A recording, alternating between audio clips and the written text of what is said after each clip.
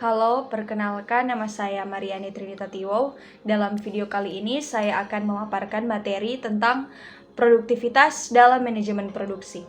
Video ini saya buat untuk memenuhi asesmen akhir semester saya dalam mata kuliah manajemen produksi.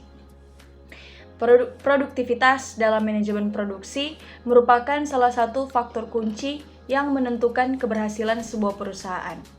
Dalam video ini kita akan membahas pentingnya produktivitas dalam konteks manajemen produksi serta beberapa strategi yang dapat meningkatkan produktivitas di lingkungan kerja.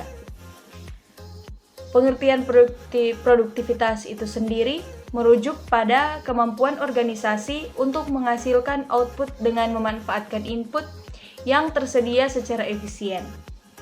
Dalam konteks manajemen produksi, produktivitas berfokus pada upaya meningkatkan efisiensi dan efektivitas operasional perusahaan. Komponen dalam produktivitas.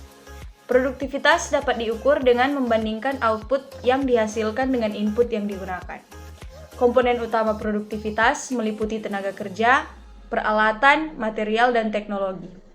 Penting untuk mengoptimalkan penggunaan semua komponen ini guna mencapai produktivitas yang tinggi. Faktor yang mempengaruhi produktivitas antara lain, beberapa faktor yang dapat mempengaruhi produktivitas dalam manajemen produksi yaitu pelatihan karyawan, manajemen waktu yang efektif, keandalan mesin dan peralatan, serta efisiensi penggunaan bahan baku. Penting bagi perusahaan untuk mengidentifikasi dan mengatasi hambatan yang menghambat produktivitas. Berikut beberapa strategi untuk meningkatkan produktivitas dalam perusahaan.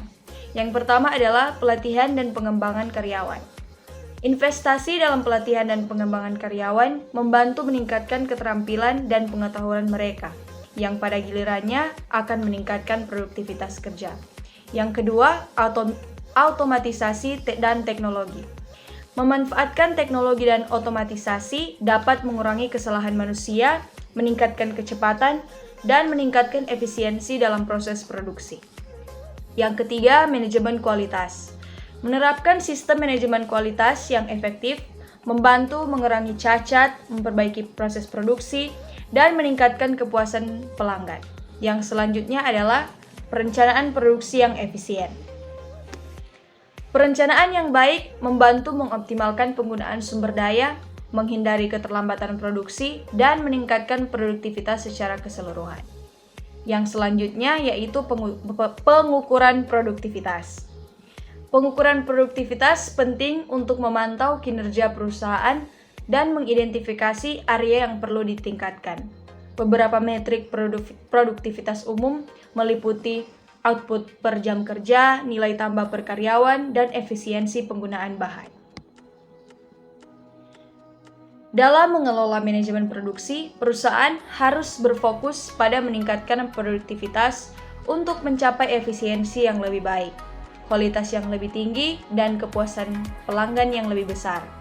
Dengan menerapkan strategi yang tepat serta mengukur dan memantau produktivitas secara teratur, perusahaan dapat meraih kesuksesan jangka panjang dalam lingkungan bisnis yang kompetitif.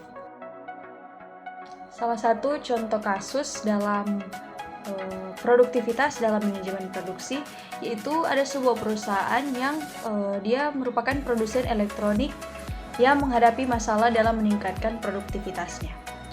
Perusahaan ini mengidentifikasi bahwa tingkat produksi mereka rendah dan juga kualitas produk kurang konsisten dan mereka sering terlambat dalam proses pengiriman.